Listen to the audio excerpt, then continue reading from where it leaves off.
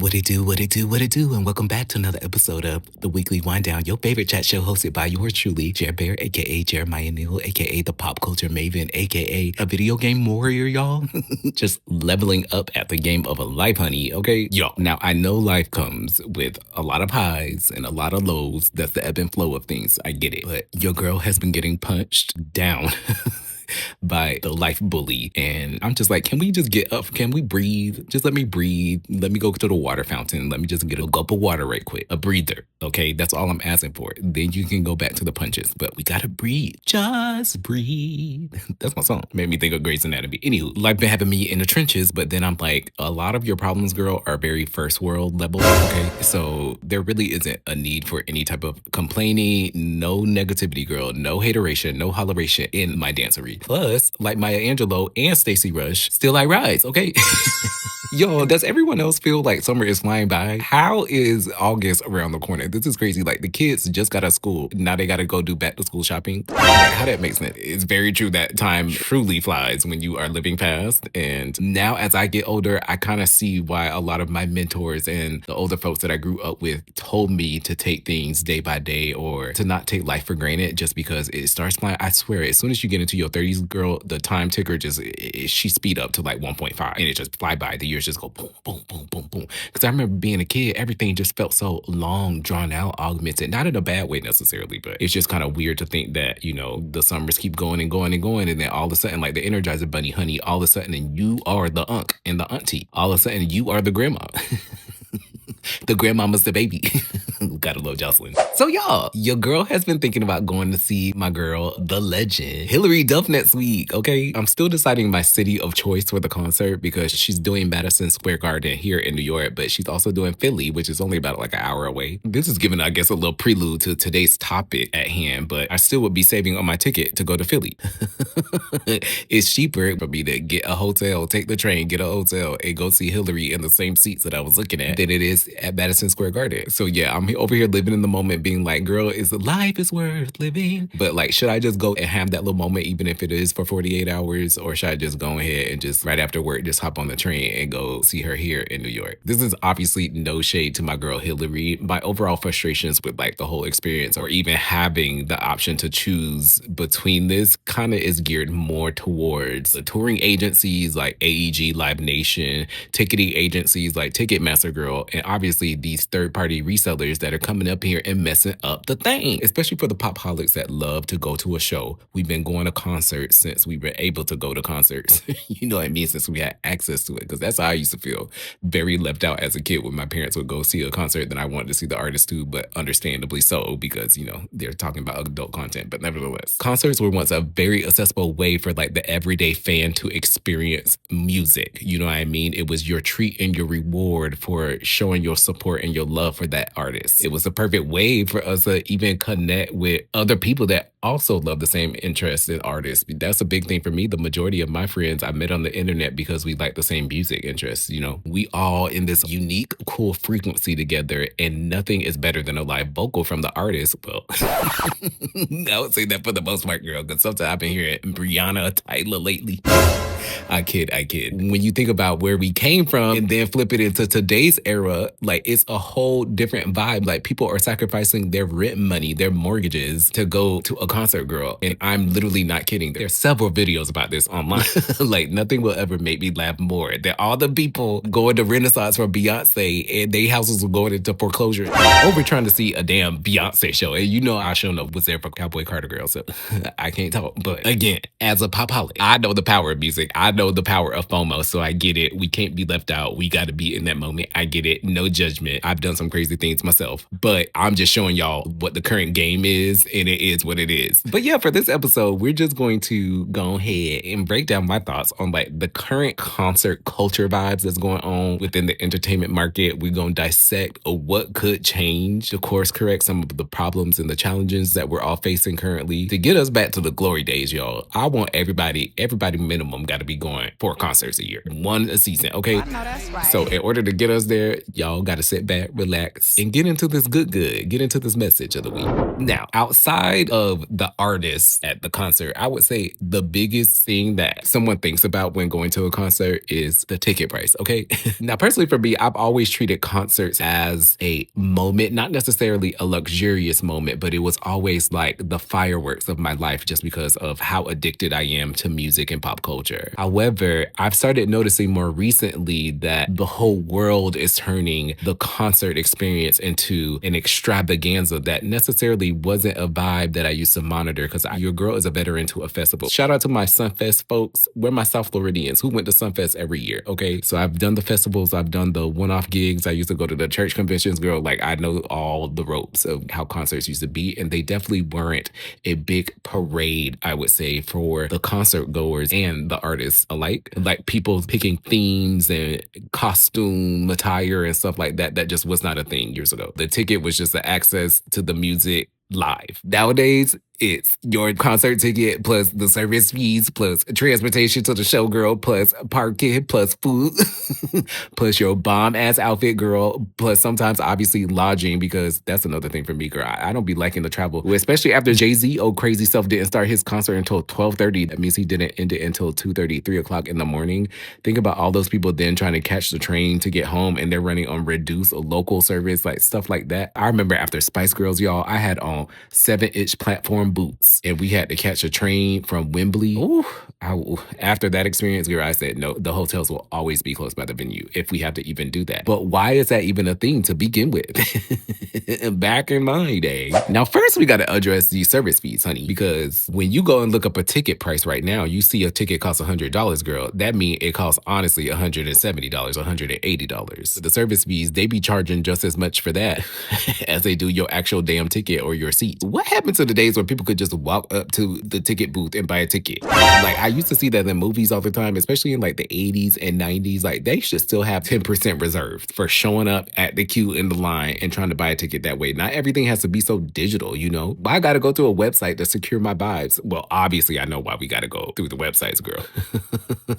This experience is not about fairness. It's not about equity, right? It's about being aware about what's going on behind the scenes. And it's obvious that folks are in cahoots with each other, and folks are licensing the rights to sell a particular amount of tickets in an accommodatable way for the ease of obviously the artist, the management, the label, the overall teams, you know, and I get that. I've worked in this industry for a while, so I understand that, you know, you want flow when it comes to big productions. However, I still believe that not everything has to be super, super digital, especially when you think about how many boomers, how many Gen X concert goers, because they the ones with all the money, honey. They the ones still holding on to all these houses that have appreciated all this value because they was buying it for $15,000. Now it's valued at $1.4 million. Okay, so they got the budget to be going to the concerts. They not the most technological savvy. They not the ones pulling up Ticketmaster with their QR code to try to scan their concert ticket, you know? So it's just so crazy that they're really trying to force and convert us over to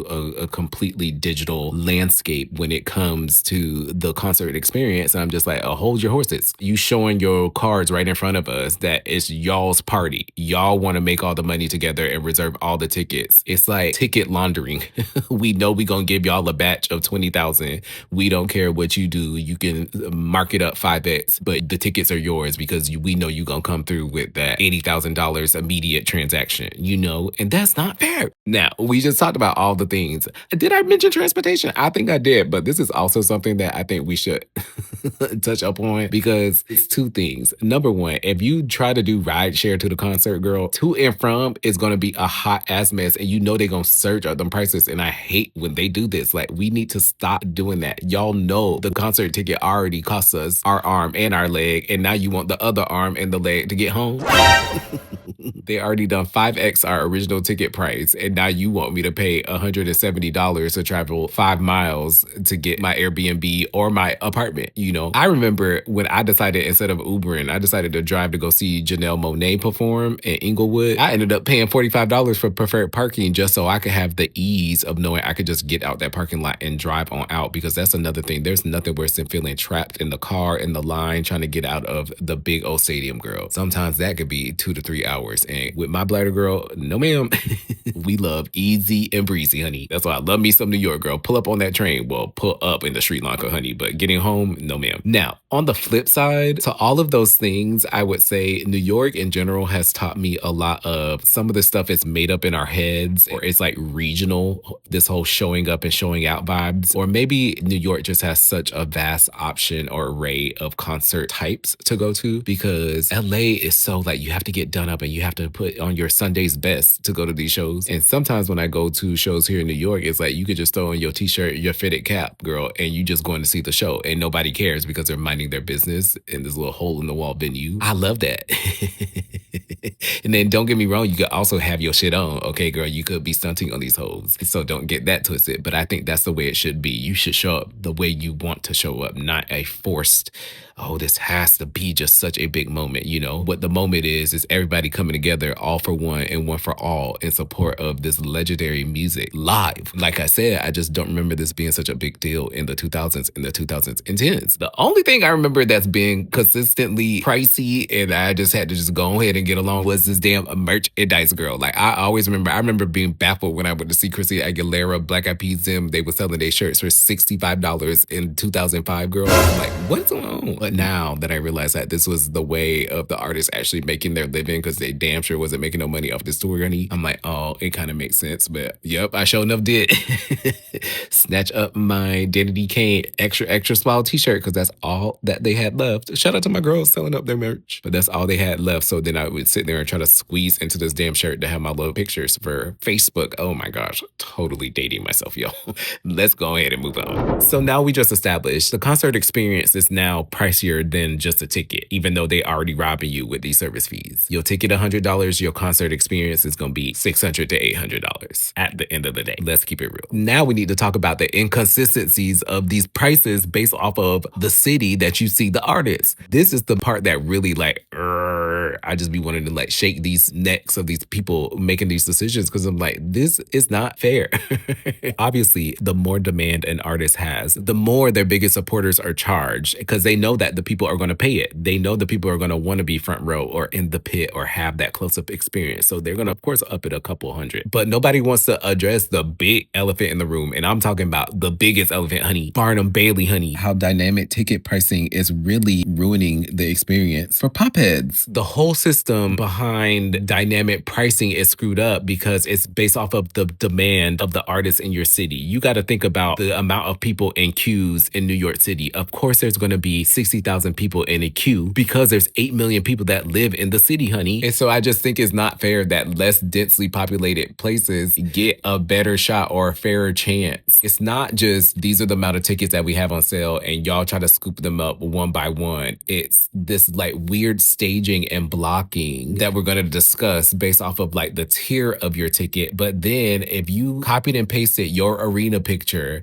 on top of Boise, Idaho, honey, Boise, Idaho's ticket is going to be $200 at your $1,000 ticket. And then this is another point. Ariana Grande just did 6 shows back to back at Barclays. They landed at Barclays in Brooklyn. I'm positive that someone sitting in section 120, row C, seats 11 and 12, one of them paid $120, the other one paid $560, the other one paid $340. And I think that's not fair. I think that everybody should pay the same amount for the same sets. If it's the same artist doing the same venue back to back to back, like Harry Styles be doing at the damn Forum. Big cities should not be punished 3 or 4x the amount just because the people live there. I just feel like that is like the biggest scream of capitalism in my life. We see it all the time in New York, Miami, Los Angeles, Vegas. And y'all know, like I said, the diehard Popholics be in them cities, okay? That's where all the access is to media and entertainment. So of course, that's where it's going to thrive. And I feel that regardless of class, everyone should be able to experience the wonders of a concert. That's why I love when the Today Show does these like free summer in the park concerts and stuff like that. There's something about everybody being on the same frequency. It's so uniform and counteracts like the division that everybody wakes up and sees every single day, because y'all know y'all get on your phone and everything we see is always politics, race, women versus men. You know what I mean? It's always everybody everybody against each other. Concerts are a very rare place where everybody is pretty much all on the same accord. I would love any of my listeners that live in the cities that are giving the next ups, the Houstons, the Austins, the Charlottes, the Phoenixes. I would love to hear y'all's hot takes on how those areas have been when it comes to dynamic pricing in the last 5 years.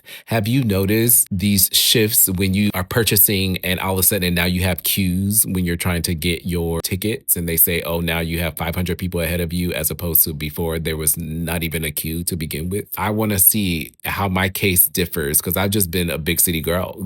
Not me over here tooting my home. But I have been for such a long time now. It's going on 15, 16 years that I lived in a city like that. Y'all would add so much in my case. But nevertheless, y'all, my overall request begging to the concert and music gods, honey, please, please, please, please, please stop surging up these damn prices, Ticketmaster, okay? I'm tired of it. Bands in town and StubHub and all these other places. So just set your little ticket price and keep it as that at a normal rate, okay? And let's just say it is what it is and it was what it was. Fans should not have to go into debt to participate in entertainment culture, okay? Live music literally creates community. It creates memories. It creates cultural moments that we sit there and go and talk about on social media for months on end after the tours are over. You know what I mean? Because post-concert depression is real, honey, okay? But I will stand 10 toes down the firmest on this. Concerts should not only be reserved for wealthy people. Everybody deserves to go to concerts. Now, after me just coming and yelling at all the wealthy people for running up the bank and charging everything, I fear that this is where I must confess that I am a part of the problem. Because a VIP ticket, honey, hates to see me coming. I love them because I love an exclusive moment. I love to feel like posh, to have a couch to sit on instead of like a rickety chair, or to have a little buffet moment of chicken fingers and a platter as opposed to getting the random peanuts and popcorn that they be selling at the normal concession stand. I don't know. It just makes my experience feel lush and lavish.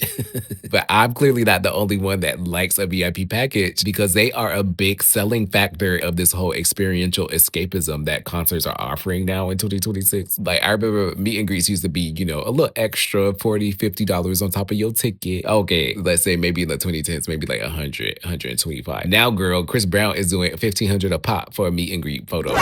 Like, don't hate the player, hate the game, honey, I guess. But I also do feel like there should be a line for how much an artist and teams of artists should be charging for these experiences. Like, that is very exploitive. And then what they're starting to do with Taylor Swift, she might be to blame for this, trying to bundle up ticket prices with album sales and vinyl sales and all this stuff. But now they starting to link the good tickets and the good seats with the VIP packages. So those are only reserved for the people that buy the VIP. You know what I mean? And I think that's kind of weird too. Like maybe the person don't want to meet the artist. Maybe they shy, but they should also get the chance to get front row, or they should get into the special pit or have that option, you know? Do I sound like one of them Karen people? All lives matter. But I mean that. I do think great seats should not only be exclusively for VIP folks, you know what I mean? Or even at Coachella, I be seeing they be having the whole front section just roped off and the general admission start a damn half a mile back. Maybe that's actually probably a good view so you can actually see everything that's going on. But that's not fair. They should have an opportunity to have some type of front row experience, you know? Am I wild for thinking that? I'm wilding? I don't know. I'm not saying don't gamify things. I think gamifying an experience is definitely fun. I just feel like you got to make it fair for everybody. That sounds like Nelly girl. Speaking of making it fair, honey, the ultimate ruiners, I would say, of the whole concert experience nowadays is definitely the resellers. I feel like they're controlling the game. If we was playing like Battleship, I feel like they got all the pegs in the game, or at least 80%. And that's never making it fun for nobody. They got more control, more than the artists and the concert promoters. Because if you think about it, they got their whole big old budgets. They be having 80, 100K. As soon as the tickets go on sale, the tickets disappear immediately. And then they return back online the day after 2 to 3 times the original ticket price. Like that really gets on my last nerve because y'all are the ultimate culprits of robbing everybody of the joy of having the experience of going to a concert. People should not be able to buy tickets en masse like that. They should be able to only limit it to about 6 or 8. Now, I know some people like to roll up in groups to a concert, so I get it. But if you see the same person doing a transaction for 10 tickets tickets at a time 10 times, honey, there should be a block on that, okay? You should also be able now with all this AI and all this monitoring to be able to track on when people are switching VPNs and servers and stuff like that to limit the amount of these resellers scooping up all these tickets. And it's not just humans either, it's also bots, y'all. We're competing with bots scooping up 10,000 out of the 20,000 seats and then again flipping it for 3 or 4x. And I feel like that is musical treason. It's very greedy behavior, especially since the majority of y'all are not even Popholics. Y'all don't even be knowing the artist's music like that. They be the main ones standing there miming the wrong lyrics. They only know 2 songs out of a 20-song set. And then it's people outside surrounding the stadium screaming at the top of their lungs just to hear their favorite artist's voice echo into the distance. You know what I mean? I feel like we got the roles reversed here. The wrong people are at the concerts, y'all, and that's not fair. Get it together. Now, outside of the management teams, outside of the labels, outside of the ticket promoters, outside of the resellers, I would say that artists do have some, not all the responsibility, but they do have some responsibility to be addressing some of the woes that I've been discussing this episode. I feel like sometimes they love to just put up their sunglasses or, you know, that Homer Simpson meme where he be sliding back into the bushes. They don't say nothing, girl, until they show up on that stage and be smiling for us, okay? Now, I know they want people to show up at their shows. I get that. But I also feel like they can be a voice in helping to speak out to make their own concerts more affordable for some of their fans. You know, they got to start speaking up about the overall system, hopefully trying to cap resale prices and maybe offering their own. They got the budget for it. Adele, she can sacrifice $40,000 to pay for her own section and then have people buy through her own website or something like that, you know? Granted, Adele has spoken out about this, which is great. Ed Sheeran, Billie Eilish, Chance the Rapper. So that's a great start, but I feel like there's several artists that are always on tour and that they could be saying way more than what they have been saying, you know? Plus, I feel like y'all would enjoy it way more when you have real ass fans in the audience instead of these posers. It might be cute to stay silent right now, but in the long run, speaking up would be better for y'all. You're going to eventually get caught up into this loop of the evolving snowball of exploitation that is getting bigger and bigger and bigger as we watch, but it's eventually going to crash, y'all. This is going to burn out sooner than we think. And then what y'all gonna have to stand on? What are y'all gonna have to offer? Everything is turned into a commodified action figure toy, a lunchbox, a hit clip. Like, it ain't no art no more. You know what I mean? Y'all done stretched yourselves so thin, like Mrs. Incredible, until it explodes like the Big Bang. And then what? You know, something deserves to live on. And I think that's your artistry. And you deserve to have the right atmosphere. And that includes y'all top fans, the real supporters, having true access to your live gigs. Okay? Because let's face it, everything has an end, especially in the entertainment industry. Just as high as you fly up on the charts and people love you and be screaming for you and you be selling out them stadiums, it's just as fast as people will forget about you, shade you, and cancel you. You know what I mean? But we can change it, y'all. The entertainment industry, it does not have to evolve into just this bubble of exploitation. We got the time and the chance to course correct, okay? But anywho, y'all, thank y'all so much for letting me get that off my chest. I've been wanting to do a little rant about that for a minute now, and I really hope these people are listening and taking heed to what I'm saying, y'all. If you just did these little minor changes, if you just gave the folks that really needed to be in the building a chance to be there, you gonna have better concerts, better experiences, not these folks bum rushing. I've never heard of 10,000 people bum rushing the doors at Yankee Stadium without tickets to get into a show. I've never heard of nothing like that. But needless to say, more controlled experiences that are better for everybody in the long run. And it all starts with y'all stopping all this crazy price gouging and dynamic price shifting and charging an arm and a leg just for people to have fun nowadays. But yeah, I'm very excited for this Hilary show, girl. I'm gonna let y'all know how it goes. Y'all obviously gonna see stuff online, so go ahead and follow your girl online at The World of Jer, especially during that freaking dance break of With Love, girl. Oh my gosh, my favorite. I love how Hilary has been able to just make a little laugh of herself. I love when people can do that and not take themselves so seriously, and she is truly, outside of Raven, I would say that Hilary is one of my favorite Disney stars, so I can't wait for this experience. But yeah, I'll let y'all know how it goes. Thank y'all so much for tuning in this week, and with that being said, I'm gonna go ahead and sign out. Go get some grub, girl. Your girl been hungry this summer. Maybe I've been doing all this walking around, girl. But nevertheless, it's been your girl, Jer Bear, signing out of the weekly wind down. I hope y'all have a luxurious, like Gwen Stefani, rest of your week, honey, and we'll chat next week. I'll talk to y'all soon. Holla.